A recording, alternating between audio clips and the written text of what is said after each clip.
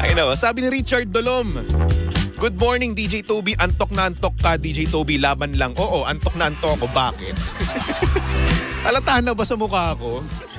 Pasensya na naman, ganyan talaga. Eto na, nahanap ko na kasi yung palagi ko. Oo, uso yun sa TikTok eh. Yung nahanap yung palagi. Kaso nga lang para sa akin, palaging antok. Kaya shoutout sa mga pangga natin dyang antukin, no? Hello po.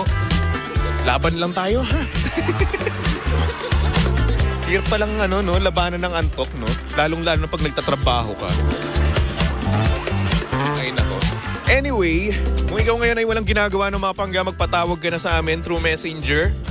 Pumunta ka lang sa Energy FM 106.7 Facebook page para nang sa ganun makatawag ka sa amin or matawagan ka mismo ni Chairman at mag-usap tayo dito para nang sa ganun ma-confess mo ang mga bagay-bagay na hindi mo masabi ng personal. Diba? Para sa ex mo, para sa jowa mo, para sa crush mo, diba? Ginawa nyo ng jowa mo ngayon. Ginawa nyo ng ex nyo dati na namimiss mo ngayon, di ba? I-confess mo na yan sa akin, di ba? Yung mga deepest, darkest, and whatsoever, kinemerot mo na yan. Magpatawag ka lang sa Energy FM 106.7 Facebook page at kami nang bahala tumawag sa iyo through Messenger, okay? Dagdag pa ni Richard, akala ko nahanap na dawan mo kaya pala may pimple ka sa noo. Hindi yan pimple, kinamot ko yan, okay?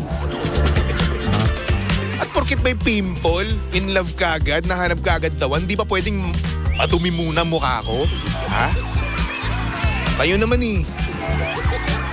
How I wish na meron sana nagpapakilig sa akin, na lumalandi sa akin, na minamahal ko mismo, no? Kaso wala, par. Okay? How I wish. Kaso wala tayong magagawa, di ba? Yung taong gusto natin, ayaw mismo sa atin, di ba? Saklap. Ay nako. Sabi ni Raj, good morning DJ Toby. I'm about to sleep from a graveyard shift. More power. Yan. Mamaya ka na matulog. Samahan mo muna ako. Oy, sa mga patulog pa nga pala dyan, no? Naku, hello po sa inyong lahat, no? Kamusta naman ang graveyard shift? Kaya pa ba? Anyway, may nag-send sa atin ng mensahe, no? Or ng confession through Messenger. Nag-PM yan sa akin eh. Magaling tong mga to eh. Ayaw na ayaw nila ng live. Kaya naman, ayan, nagsasend sa akin. Well, anyway, ipasok na natin yan dito sa Tell Toby in the Morning. Oh, yeah. TT in the morning. Why? Ang aga-aga ha. Tell Toby in the morning. Yahoo! Sabi ni Mami Rosie Lopez, sabi ko sa'yo, makakahanap ka rin ng dawan mo. Intay lang. Kailan? Ang tagal naman niya. Ready na ako para sa kanya. Ready na ako para sa future namin. Ang tagal naman niya. Where na you? Dito na mi. Anyway, etong ating message sender, no? Itago na lang natin sa pangalang Man. At ang sabi niya dito, gusto ko lang po itanong kung normal po ba ang magkaroon ng pantasya ng maka-experience ng dalawang babae. May girlfriend ako ngayon, pero pabirong tinatanong ko sa kanya na pwede bang maging dalawa kapag ginagawa natin yun. Alam mo Baby Toby, yung real talk na medyo pabiro, yun yung palagi kong sinasabi sa kanya. Pero malay mo, no? Mapagbigyan niya naman ako. Dalawang babae sa isang gabi. Ayun lang naman, maraming salamat Baby Toby. At more power sa estasyon nyo. Napakasakim mo naman. Grabe naman, dalawa yung gusto mo. Pagbigay ka naman sa iba, oh. Tirahan mo naman kami. Diba? Grabe naman yun. Parang nakakabastos naman yun sa girlfriend mo, no? Sa jowa mo. Sasabihin mo yun na medyo real talk. Bakit? Diba? Hindi pa ba sapat ang jowa mo? Hindi pa ba sapat ang girlfriend mo? Diba? Yung nakukuha mo sa kanya, yung effort niya sa'yo. At gusto mo pa ng may isa pa? Pero kung tatanungin mo, no? Kung normal ba magkaroon ng pantasyang ganun? Well, siguro sa lalaki, oo. Bakit? Kasi syempre, aminin na natin, no? Napapanood natin yan. Napapanood dyan ng iba, no? At syempre, yun nga, iba-iba tayo ng pantasya, no? May iba na gusto na nagko-cosplay, may iba na gusto tinatali sila, di ba? May iba na gusto naka-handcuffs, no? Nakaposas. At meron din namang iba gusto dalawang babae. At meron din namang mga babae na gusto dalawang lalaki. Di ba? Pero kung ako, ayoko nun dalawang lalaki, ha? Siguro dalawang babae, pwede ba? Pero yung dalawang lalaki, no. Diba? Pero ayun na nga, no? Pantasya to ng isang tao, no? Who are we to judge, no? Pantasya lang naman diba? Pero yung the fact na sinasabi niya yon sa kanyang jowa, no? Medyo, para sa akin, medyo off yun, no? Kasi syempre, girlfriend mo siya, diba? Tapos parang ang dating no sa girlfriend mo, maghahanap ka pa ng iba, no? Na parang hindi pa siya enough, no? Para sa'yo, na hindi pa siya nasatisfy, no? Ang sakit naman nun sa feelings, no? Isipin mo, mahal mo, tapos, syempre, nag-make love kayo, di ba? Tapos, ayun, knowing na mahal mo siya, tapos hindi ka pa pala sapat, ang sakit. Outsu! Outsu.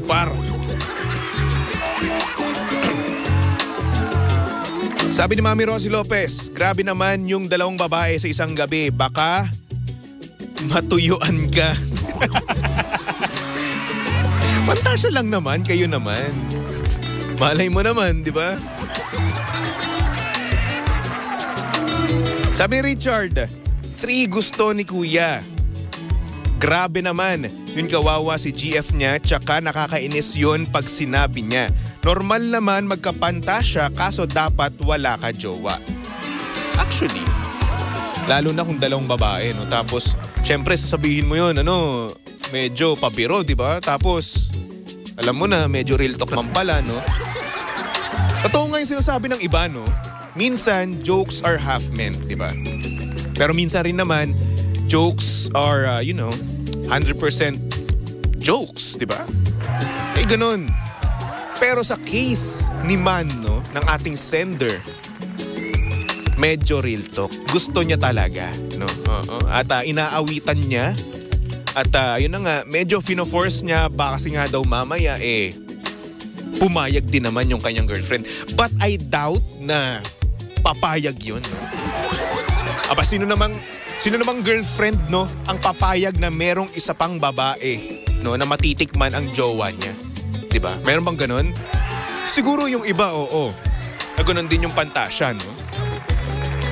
Pero yung jowa mo, kapag umayaw na siya ng isang beses, no, wag mo lang sundan pa.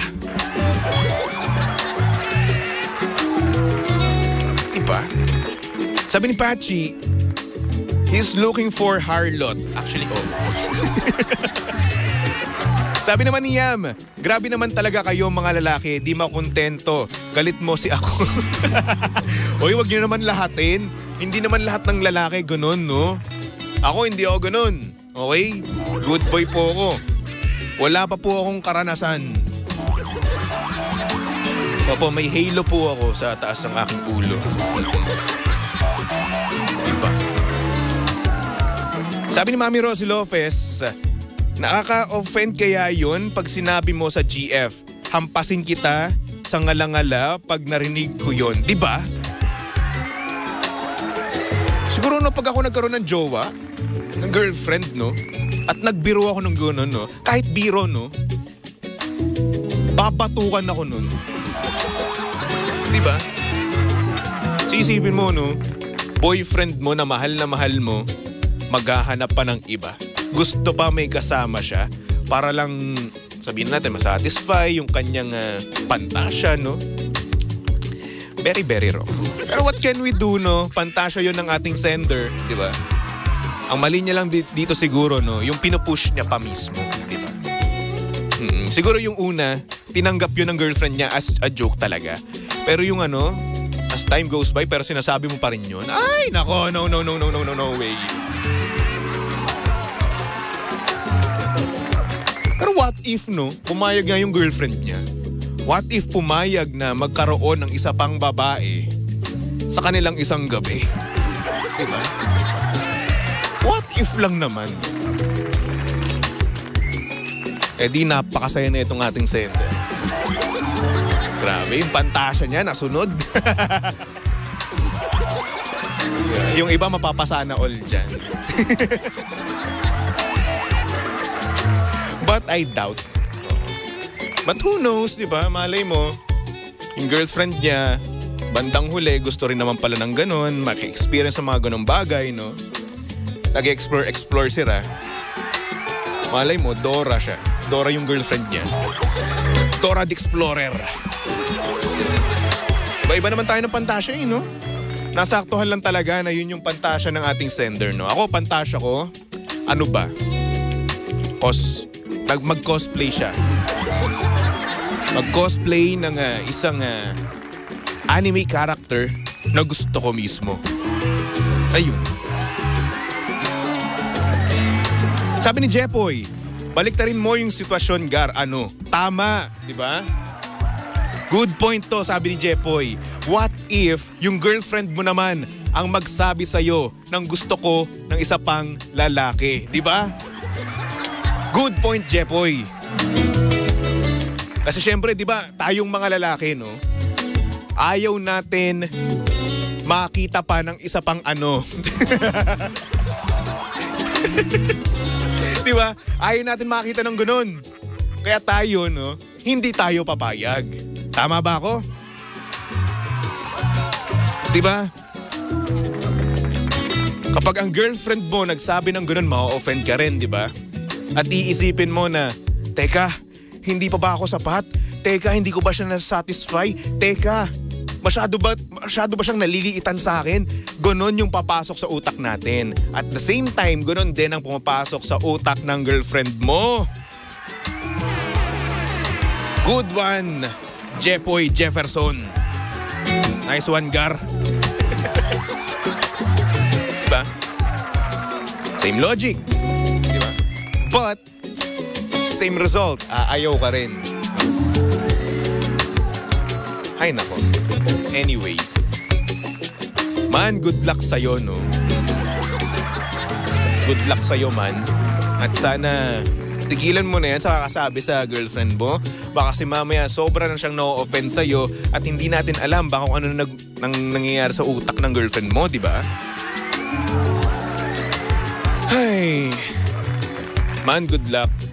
At good luck din sa girlfriend mo. Sana hindi siya mapuno sa'yo, no? At hindi ka iiwan, no? At huwag ka nang no? Huwag ka nang gumusto ng isa pang babae. Tirhan mo naman kami, ha? Tirhan mo kaming mga single. May girlfriend ka na, diyan ka na lang sa isa, okay? Huwag mo nang kanyahin pa. Anyway. Ay, nako. O yan sa mga pangga natin, no? Na gustong mag-confess, no, ng mga ganyang bagay. Naku, pwede naman. O, pwede rin kayong mag-confess ng mga bagay nyo sa buhay. On air ng live, no? Pwede ka namin tawagan through Messenger. Mag-PM ka lang sa Energy FM 106.7 Facebook page, okay? Ay, nako. Sabi ni Jepoy, pag manika ka na lang. May nabibiling ganun, no? Oo. Sa online shop, ang dami. Pwede naman yung ganun na nga lang, di ba? Malay mo, gustuhin niya rin yun. Ay, nako.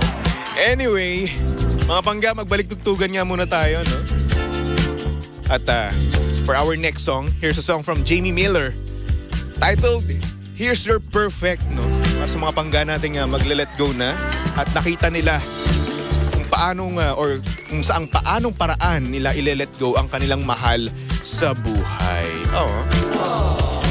Kaya naman tumutok lang dito sa estasyong same pero iba. We are number 106.7 Energy FM Pangga. Huwag mo sabihing radyo. Sabihin mo. Energy! I remember the day, even wrote down the day that I felt